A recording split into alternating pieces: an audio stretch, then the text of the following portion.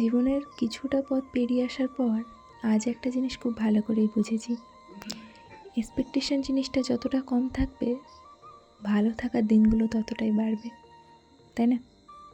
হে everyone, আমি ঈশিতা চলে এসেছি আমার 30 ডেজ চ্যালেঞ্জ ভিডিও চলো পাল্টায়ের সেকেন্ড ডে নিয়ে। সকালবেলা মাঠে গেছিলাম, ফিরে ব্রেকফাস্ট করে নিয়ে এই যে গেটের ঝাল লণ্ঠনগুলো লাগিয়ে নিলাম, তারপর স্নান করে জপমালা করে নিয়েছি। আজকে একটা ভিডিও শ্যুট আছে জলছবি সিরিজে। কী বানাচ্ছি গেস করতে পারলে অবশ্যই কমেন্ট করো। কিন্তু বিকালবেলা গেছিলাম এই পিসিমণির সাথে একটু খেলা করতে। আজকে ভূত চতুর্দশী, রঙ্গোলি বানাই মানে কালকে কালী পুজো। আমরা আবির দিয়ে বানাই, কিন্তু বেশিরভাগ আমরা গাঁদা ফুল দিয়ে বানাই।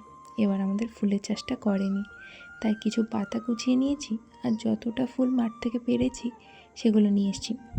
অনেক খুঁজে আজকে এই বইটা পেয়েছি, এটা পড়বো আজকে।